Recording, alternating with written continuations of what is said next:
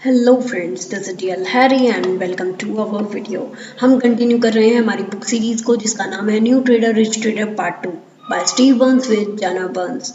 अभी तक हम इसके 10 पार्ट डिस्कस कर चुके हैं। जैसे कि आप देख रहे हैं part 2 creating a robust methodology जिसको हम डिस्कस कर रहे हैं। तो हम इसको शुरुआत करते हैं एडसी कोटा की इस कोटेशन के साथ। In order of importance to me are the long term trend, the current chart pattern and picking a good spot to buy और सेल।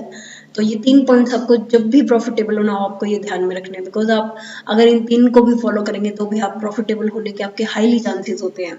अब हम स्टार्ट करते हैं चैप्टर को, और चैप्टर स्टार्ट होता है a good trade is made after identifying and trading with the trend. आप एक अच्छी ट्रेड कब ले सकते हैं? जब आइडेंटिफाई करते हैं आप किसी लेवल को और ट्रेंड के साथ ट्रेड करते हैं। जबकि a bad trade fight against the trend.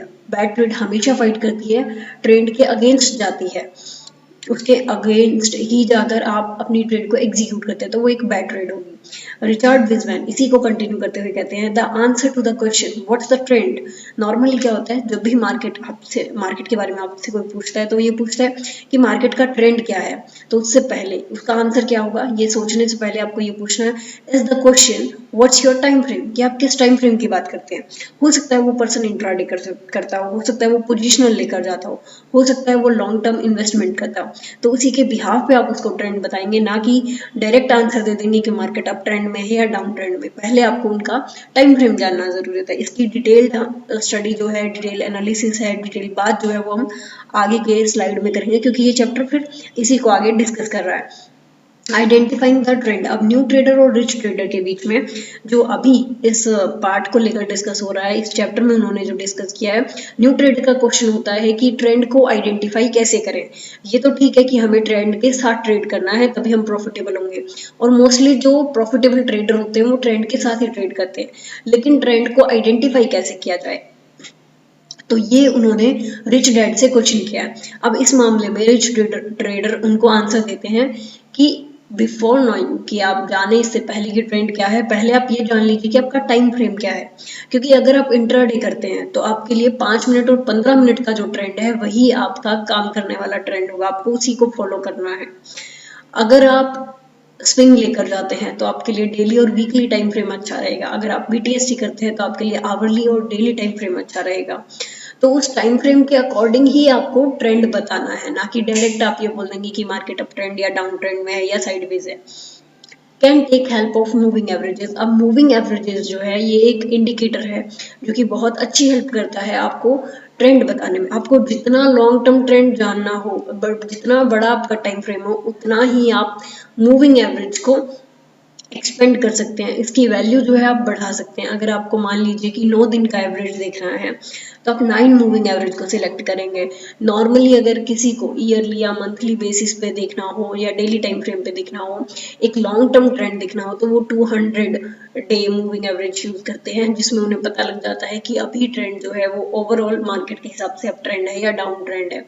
तो इस हिसाब से आप इंट्राडे की भी स्ट्रेटेजी बना सकते हैं। फॉर एग्जांपल आप 5 मूविंग एवरेज ले सकते हैं या 9 मूविंग एवरेज ले सकते हैं, जिससे आपको इंट्राडे के भी कुछ सेटअप्स मिल जाएंगे। लोज एंड हाईज, आपको ये देखना है कि मार्केट लोअर लो बना रही है, लोअर हाई बनाते जा रही है, या हायर हाई और हायर लोज बनाते जा रही है। इसके बिहाफ पे आपको पता चलेगा कि मार्केट का ट्रेंड क्या है। लेवल्स, आप कुछ आइडेंटिफाई कर सकते हैं लेवल्स को, लाइक सपोर्ट और रेजिस्टेंस, और जैसे ही वो ब्रेक होंगे, मान लीजिए रेजिस्टेंस ब्रेक होता है तो आपको पता चलेगा कि ये फिलहाल एक अप ट्रेंड में है। अगर सपोर्ट ब्रेक होता है तो आपको पता चलेगा कि मार्केट अभी डाउन साइड जा रही है। लेकिन सबसे इंपॉर्टेंट है आपका टाइम फ्रेम, तो इसको ध्यान में रखिएगा और उसके अकॉर्डिंग ही आप ट्रेंड आइडेंटिफाई कीजिएगा। देन ट्रेंड लाइंस, जितने सपोर्ट या जितने भी लॉस या जितने भी हाइज वो बना रही है उनको जब आप ज्वाइन करेंगे तो एक ट्रेंड आइडेंटिफाई करने में आपको हेल्प हो जाएगी। That's why trend line are there. तो आपको मेन जो कंसेप्ट था वो समझ में आ गया है कि आइडेंटिफाइंग द ट्रेंड, सबसे पहले खुद से ये क्वेश्चन करना है कि हमारा टाइम फ्रेम क्या है। उसके बाद ही ये सारी चीजें काम आएंगी कि आप क्या देख रहे हैं, कैंडल्स है, क्लोजिंग प्राइस है, ये तभी आपको समझ में आएंगे, तभी आपकी हेल्प करेंगे जब आप अपने टाइम फ्रेम को डिसाइड कर लेंगे और फिर ये पूछेंगे कि ट्रेंड क्या है। नेक्स्ट अभी जो आगे डिस्कस करते हैं न्यू ट्रेडर और रिच ट्रेडर, इसी को कंटिन्यू करते हुए, तो वहाँ पे रिच ट्रेडर उन्हें और नई चीज़ें बताते हैं। High probability movement after confirmation that something has changed in the price action which may indicate a move in one direction. तो सबसे हाई प्रोबेबिलिटी मूवमेंट कौन सा होता है? जब आपको कंफर्मेशन हो जाती है, जब प्राइस किसी एक लेवल से चेंज करता है, कुछ नया दिखाता है और फिर वो एक ही डायरेक्शन में मूव करना स्टार्ट करता है, तो आप उस चीज को ट्रेड कर सकते हैं, वो आपके लिए एक ट्रेंड का काम कर सकती है। The success of your trading method will be determined by your ability to identify, enter and exit trend. आपके ट्रेडिंग मेथड का सक्सेस जो है वो आप तब डिसाइड कर पाएंगे जब आप आइडेंटिफाई कर पाएंगे, एंटर कर पाएंगे और एग्जिट कर पाएंगे एक ट्रेंड को। नॉर्मली जो लोग बड़ा प्रॉफिट बनाते हैं वो सिर्फ और सिर्फ ट्रेंड के साथ चलते हैं। ऐसा नहीं है कि उनको अपना प्रॉफिट मिल गया और वो अपना प्रॉफिट बुक करके निकल जाएंगे। वो अपने एसएल को ट्रेल करते हैं क्योंकि वो ट्रेंड के साथ चल रहे हैं और ट्रेंड के स्टार्टिंग में ही उन्होंने अपनी एंट्री डाल दी थी। तो एसएल को ट्रेल करते हुए वो ट्रेंड के आखिर तक बने रहते हैं और पूरे ट्रेंड को वो एज अ प्रॉफिट बुक करते हैं। तो दैट्स वाई उनको हाईली प्रॉफिट होते हैं। तो इसी से आपके ट्रेडिंग मेथड की सक्सेस को आप मेजर कर सकते हैं अगर आप पूरे के पूरे ट्रेंड को ले पाएंगे तो। और इसके अलावा कुछ एक पॉइंट्स हैं जो वो कंसीडर करते हैं कि जिन्हें नहीं करना चाहिए, लेकिन वो सारे पॉइंट्स उनके एक्सपीरियंस से आए हैं। तो आई विल सजेस्ट कि आप अपने एक्सपीरियंस से ही उन सारी चीज़ों को देखिए कि मार्केट में क्या करना चाहिए, क्या नहीं करना चाहिए। इस बुक के काफ़ी सारे चैप्टर्स में और इस बुक के फर्स्ट पार्ट में जो कि न्यू ट्रेडर रिच ट्रेडर है, हम काफ़ी सारे पॉइंट्स डिस्कस कर चुके हैं कि क्या करना चाहिए और क्या नहीं करना चाहिए। लेकिन जब तक वो आपके एक्सपीरियंस में नहीं आती तब तक आप उन्हें नेग्लेक्ट नहीं कर पाएंगे। सो इस बुक के उस कंटेंट को मैंने यहाँ नहीं डाला है, आप उसे खुद देखिए, आप मेजर कीजिए कि आपके अकॉर्डिंग क्या क्या चीज़ें मार्केट में अवॉइड करनी चाहिए। उसके अकॉर्डिंग आप अपने रूल्स बनाइए। ट्रेंड को आइडेंटिफाई करने का एक मेथड देखिए।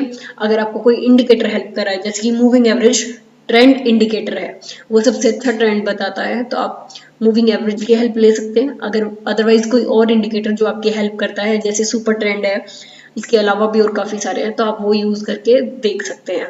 सो आज के लिए इतना ही फ्रेंड्स, मिलते हैं नेक्स्ट वीडियो में नेक्स्ट चैप्टर के साथ। तब तक के लिए happy trading and have a great journey.